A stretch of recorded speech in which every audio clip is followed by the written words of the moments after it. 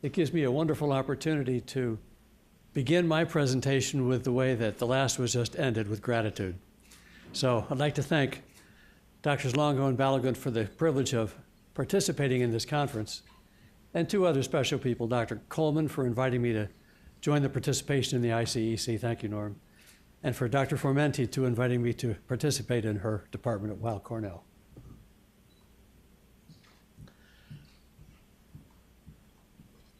We have 4 panelists in front of you, but there's one that'll be on the screen, so don't worry, we'll have all 5 of us. This session is entitled Career Development in Global Oncology Expectations, Opportunities, and Solutions, Perspective of Young Investigators. And I've emphasized at the bottom why, what, and how. The process of decision-making is an important one that we take for granted. And if I have a little time at the end of this, there's Serbi. Serbi, welcome from Africa. But we'll introduce all of us shortly. I'll give you a chance to take a look at some of my thoughts on organization and management and decision-making. But the purpose of today's panel is to inspire those who are considering a career in global oncology and to offer new and creative ideas for those already committed to a career in global oncology. And our panel is really remarkable in many ways. Let me tell you about them, collectively, not individually. You'll meet them shortly. All of our panel have an MD. 3 of them have a master's in public health, and 1 has a master's in clinical medicine. 3 started their own NGOs to do what they wanted to do.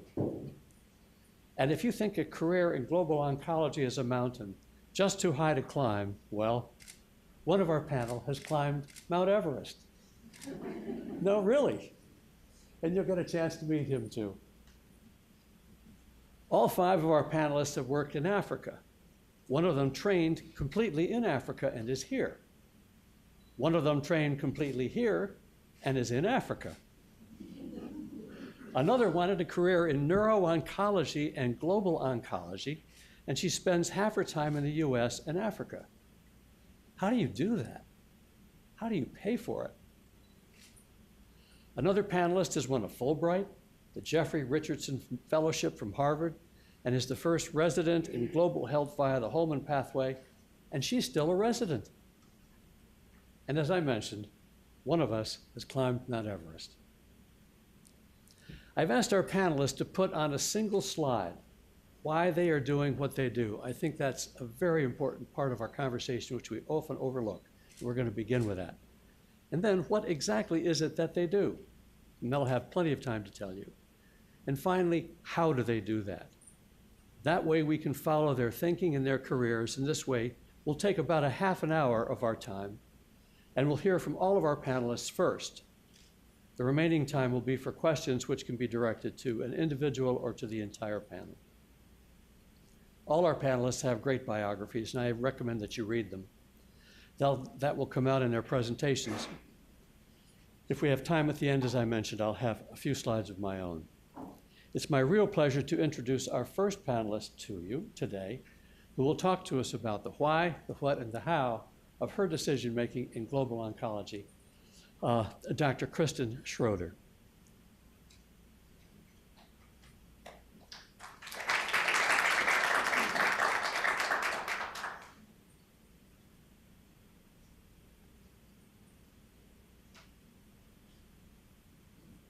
Kristen, I think we've got your slide up there, so please, welcome, and we look forward to your comments.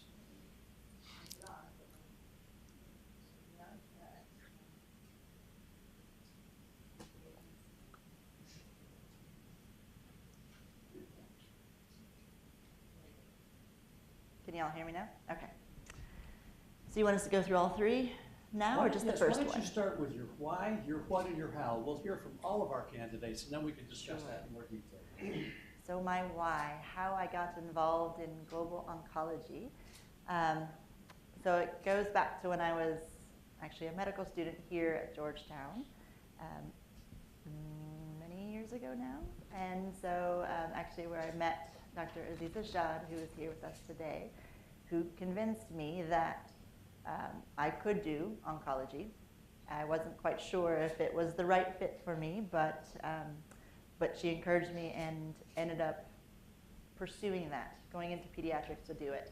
I had always done global health, so as a medical student, I had done rotations that I never quite felt right about. It was those sort of Band-Aid things that have been mentioned before, but there wasn't a long-lasting intervention in place. As a resident, I started a health clinic for children in Phnom Penh in Cambodia, and spent 3 months a year as a second year, and then again as a third-year resident. And it was there that I met a young girl named Soktira, who was 4 years of age, and she had a abdominal swelling. It took us about a month to finally get a CT scan so that we could see what it was, and it ended up being a what we call Wilms tumor, so a kidney mass. That was totally curable, potentially. There was no one at the time in Phnom Penh, again this was many years ago, that was willing to operate on a child less than the age of 5. So there was no surgery that was available to her. We'd also had no chemotherapy or oncology at that time in the region. And so she was discharged for palliative care. And that was sort of the turning point for me, where I realized that that didn't make sense. It wasn't right to me that we had something that 96% kids can be cured with in the US, and yet I could not help this child. So that sort of was the impetus and the drive for me to pursue a career in global oncology. My other love is neuro-oncology, and so when I started doing rotations and interviews for my oncology fellowship, every place that I went to, they would say, "What do you want to do?" And my response was, "Well, neuro-oncology and global health." And the universal response was kind of, "I don't get it. I don't know how. I don't really understand how that will work." So I said, "You wait, we'll figure it out." And then Duke University, which is where I am, they, when I went for the interview, they said, "I don't know how that's going to work, but let's think about it." And so that's where I ended up going for my fellowship and global health fellowship and my neuro-oncology fellowship. And there sort of continued to push me to do global oncology. I had to kind of find my own path since it didn't exist. So hung out a lot with the global health department, figured out what I could do with the other department. Neurosurgeons were doing rotations in Uganda, so I tagged along with the neurosurgeons and did rotations, tried to help out wherever I can, just to kind of make my footprint known. And then eventually, and we can talk about that later, what I do now, the opportunity came to be when they started a global cancer program, because I had been the gnat that was around and interested in this. I was able to then start actually having a career in global oncology, which I can go into now or later. Kristen, you began your story with telling us about a person, a story that motivated you, that moved you, and I think that's a very common beginning for why we do what we do. And I'm curious, how did you find a way, if I can ask a question on the route here, to fund all of this? I did it myself. So I paid out of pocket to go to all of my international work. As a fellow, I took my vacation time when I was an oncology fellow to spend 2 weeks in Uganda with the neurosurgeon to do research. So you're given 3 weeks of vacation a year, and I took 2 of the 3 to go to Uganda to do this research for 2 of the 3 years I was a fellow. I think we would all agree that that is remarkable commitment. So thank you, Kristen. We'll go to our next panelist, who is Shakina. Hi. And Shakina will tell us also a remarkable story. Hi, everyone. I'm Shakina Elmore. I'm so grateful to be here, and thanks so much for inviting me to be on this panel. It's nice to be in a safe space for global health and global oncology, which I think not all rooms are quite like that. So I think for me, in terms of, so I'm speaking from the place of a resident, so someone who's still very much in the middle of training and sort of figuring out what my career will look like. I think the why for me is it's pretty easy, it's straightforward. I'm a cancer survivor. I had pediatric cancer, I also had adult cancer. It's something that I've written about in terms of kind of, it's the second hat that I wear, but it's, sort of why I do this.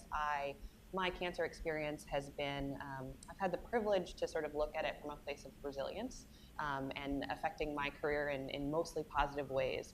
And I think that it's just a tremendous privilege because of where I was born. And so I've tried to figure out how I can extend that privilege to others. So the what for me is all through sort of the umbrella of the Holman pathway. So for folks who don't know sort of the minutia of radiation oncology residency training in the United States, in 2003, there was a pathway started called the Leonard B. Holman pathway for radiology or radiation oncology residents who are interested in kind of an academic career and sort of academic pathways in their career. And so it gives extended research time. It's historically intended for initially lab-based researchers, extended kind of to clinical researchers, and now I am sort of the first resident kind of trying to figure out if it's applicable and can be extended to a global health framework. And I think the timing of that was all just sort of being in the right place at the right time. I had done global health work before I went to medical school. I worked in HIV care with Columbia's organization, the International Center for AIDS Care and Treatment Programs. I had been involved with Partners in Health through the Bataro Cancer Center, as well as working with their programs in Malawi, and so knew that I wanted to bring, and had a Master's of Public Health, so sort of that advanced degree piece that the Holman pathway often looks for, that I wanted to really bring that research bent into radiation oncology. It's sort of one of the things that attracted me to the specialty was the research focus. And so it turned out that the American Board of Radiology at the time was sort of brainstorming and thinking, could we extend the Holman pathway to global health? And thankfully, someone brought up my name to Paul Wollner, and so we kind of went from there. So it's interesting.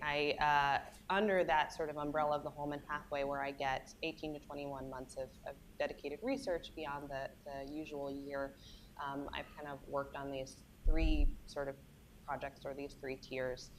So the first, and I'm happy that from yesterday's panel, Kristen Hopkins at the IAEA, I'm following her advice unwittingly a little bit. So I spent some time interning with the IAEA and the Division of Human Health, looking at radiotherapy access in Africa. So trying to look at sort of the current status and what will the future needs be, kind of based on the IARC updates of cancer in Africa. So that's kind of the macro piece.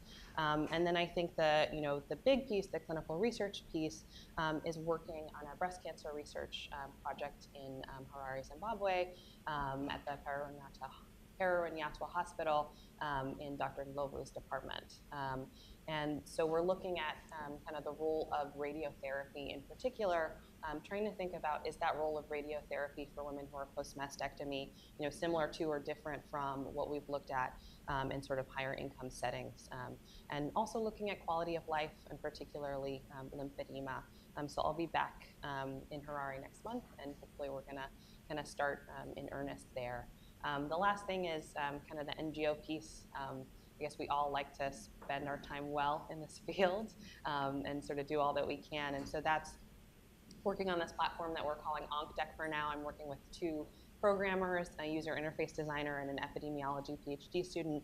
We're trying to come up with a workflow manager for oncology. I think it's the same problem that we face, in every setting, is that it's hard to kind of keep track of your patients in a multidisciplinary way.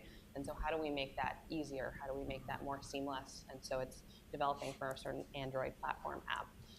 So we just incorporated our NGO, which is very exciting. And I think the how, a lot of different avenues of support, really more than there's time to list.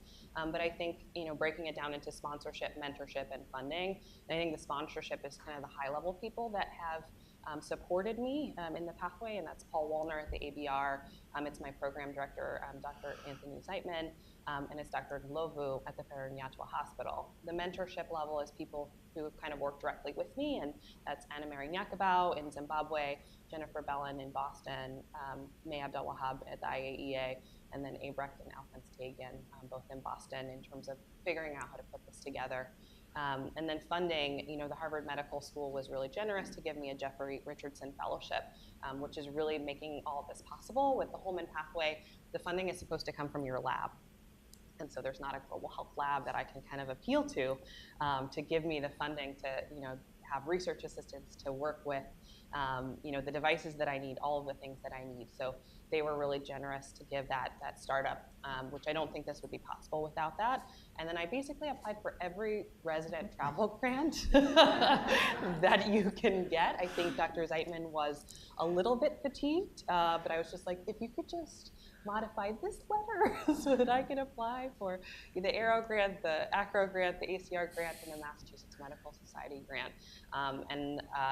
That funding made it really possible for me to do my side of the travel so that I could use a lot of the funding, I think as we talked about yesterday, to support the residents that I work with there, hoping that we can get, especially one, Melinda Mushungu, whose research interest is also in breast cancer, to come rotate with us in the US, that I can pay people equitably, that I can leave behind all of the supplies and things that I am acquiring through this research, so that the funding strings, it's coming through me, but how do I make that as equitable as possible? And I think that's it. Is that all? That's all. She said that in a single breath. Yeah. Shakina, that is wonderful. And when do you finish your residency, and where will you go after that? Oh, what a good question. So I know when I'm supposed to finish. So I'm supposed to finish in July 2020, and so that's coming up soon.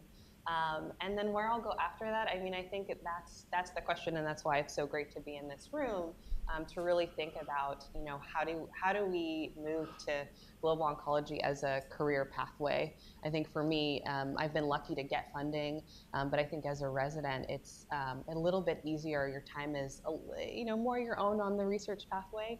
I think I'm looking for a department that's interested in kind of carrying forward the work, and so Yeah. I'm very open. Yeah. Thank you. That's just wonderful. Our next speaker is going to be Surbi Grover. And it's a pleasure to welcome Jim Metz, who's her chairman. He's sitting in the front row. And Jim, you're a big piece of the reason why she's able to do this. And I think it's wonderful that that's so. And here's Surbi's slide. Surbi, welcome. And if you can go through your presentation for us, we'd like to hear what you say.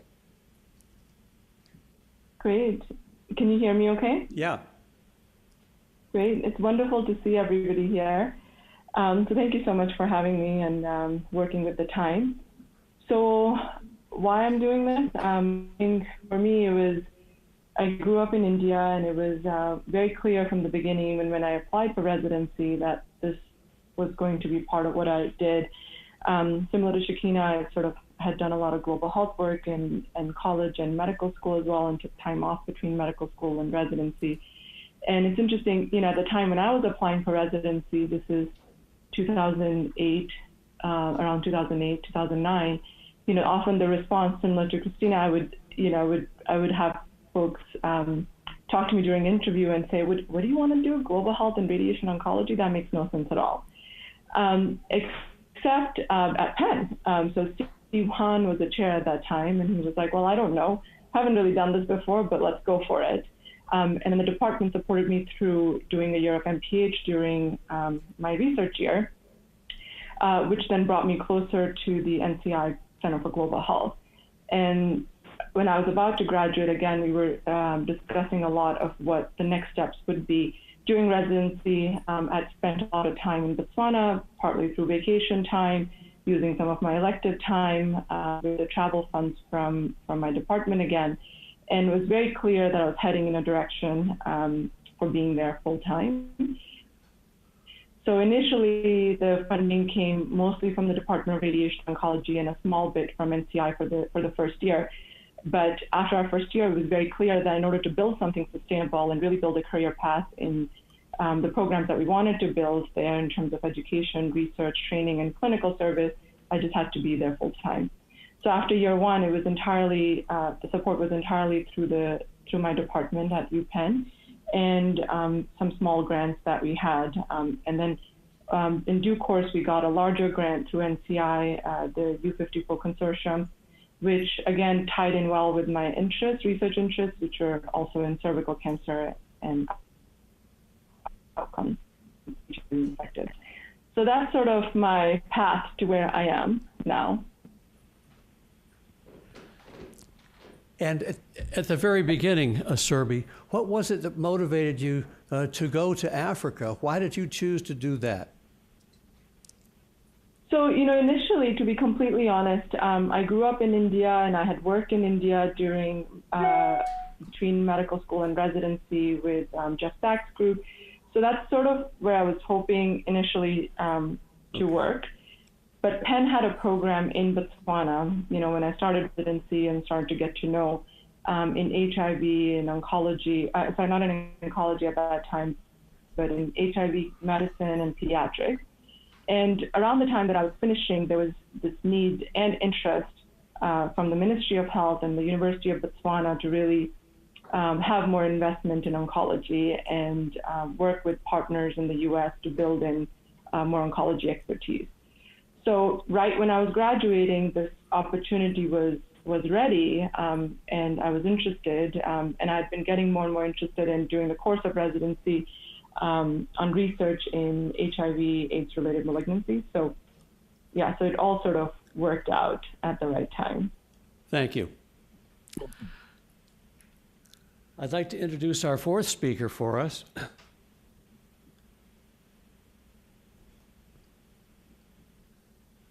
Dr. Fidel Rubugama is the only physician that we have on our panel that has trained in Africa. Fidel, welcome, and we'd like to hear your story. Thank you so much. Before probably I go into what we were asked to talk about, when I was invited to speak, I actually had struggle of what I'm going to say, because global oncology sometimes is taken as people from high-income countries going to low-income countries, and I was asking myself, am I really a global oncologist or not? But I think what we're doing in global oncology is trying to improve the care of cancer patients in wherever you are. And the way I do it is going to places where they have good oncology care and bring the knowledge back to Rwanda or any other country that I work in. It can be, from high-income countries, or it can be lessons that you can learn from other countries that you share same settings, whether going to Botswana or going to Zimbabwe or going to Tanzania, and get lessons that they have and go back and share with them. So how did I get involved in global oncology? I worked at Butaro Cancer Center for 2 years as an intern when I completed my medical school. And even when I finished my internship, I also worked there for 1 year. And this is where I grew in my interest in oncology. But before that, I lost one of my parents to cancer. And that was the drive to do medicine and even later to do oncology. But when I saw how patients were suffering at Butaro with limited treatment options, with many patients, those who worked at Butaro in the first years of our program know how it was, that drove me to even be interested more in doing oncology. And currently, I just completed my master's in clinical oncology in Tanzania, and I'm back in Rwanda together with one of my colleagues here and others that we found back home. I'm a junior consultant at Rwanda Military Hospital, and also a lecturer at one of the new universities in Kigali, the University of Global Health Equity and the University of Rwanda. And this actually answers one of the questions that I had yesterday in trying to see, as I said yesterday, when you go back as a new specialist in an area that is new in the country, you're pulled in all directions. So my goals in the coming years is to start oncology training in Rwanda. And of course, here I will need many of you in the room to help us in developing this oncology program. And also to sustain research collaborations and training and care in our country. This is not something that can be done by one person or two people in the country, but it's something that needs all of us that are involved in global oncology so that it can be done in low-income countries. And other than starting medical oncology training, it's our dreams and hope that we're also going to start surgical oncology programs. As you all know, we have many solid tumors in our countries, but we have few trained surgical oncologists in our countries. So it's our hope that we're going to start this and improve our care and also cancer research in Rwanda. How do I do this? the government of Rwanda helped me to go for my master's degree, and that's how I got trained in oncology. But I've also had many different mentors, both in clinical and also research work. And all this work has not been easy. There are a lot of challenges, and even when you become a young specialist in a country that has few senior mentors in the country, there are a lot of challenges that we meet. And one of the challenges that we have as young oncology specialists in countries like Rwanda is, you're interested in doing research, clinical work, teaching, but you don't have time that is dedicated for that other people in high-income countries have. So that is one of the challenges we have. People yesterday and even today have been talking about lack of funding, and this is, even huge for people who are in the low-income countries. Getting funding, locally, it's something you don't even think about. And then when you go internationally, you have other people that you're competing with who are coming from those high-income countries. So these are challenges we are facing. And again, as I said yesterday, there are many people coming to low-income countries looking for collaborations, and you don't know who means, good, and gaining the trust who you work with is also a challenge. And this is something that you get thrown into after you finish your training. So these are challenges that we're facing right now. But again, there are a lot of opportunities. As Shekina said, I've always applied for all the possible grants, and I was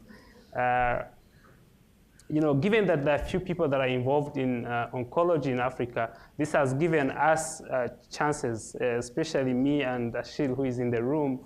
We have got all the possible grants that are available for the African oncologists, so people who are in oncology. Grants, travel grants, ICEC grants, ASCO grants, and ESMO, ASTRO, we have got all these possible grants. And this is, something that we are grateful for, and encouraging other people that are in oncology in our continent to apply for. Well, this group is nothing if not resourceful. So judging by their interest and their passion, hang on to your wallets as you leave for the break after this. But they deserve it. And we have our fifth speaker. I'm so happy to welcome Brandon here, who's going to tell us a little bit about his experience, which, like all of our speakers, is unique. Brandon, thank you for coming. Oh, yeah, sure. Well, it's good to be here, humbling, that's for sure. So I think my why comes down to a bit of my life motto, and it's up on there. It says, our well-being is a product of meaning we create. So I guess as I think about, everybody that's come here and shared their story, I think a lot of it comes down to dreams. And as I've looked at the research on dreams, they say 85% of people dream. And they say when you look back on your life, only maybe 5% of those people actually feel like they lived their dream. And so, and it comes down to why aren't people not living their dream? Is it because people talk, they talk you out of it. They say, oh, global health is not possible. Oh, you have too much debt. You don't have enough time. You don't have this, you don't have that. And then eventually you get stuck in just working, and that's what you do. I didn't think that would be enough meaning for my life. And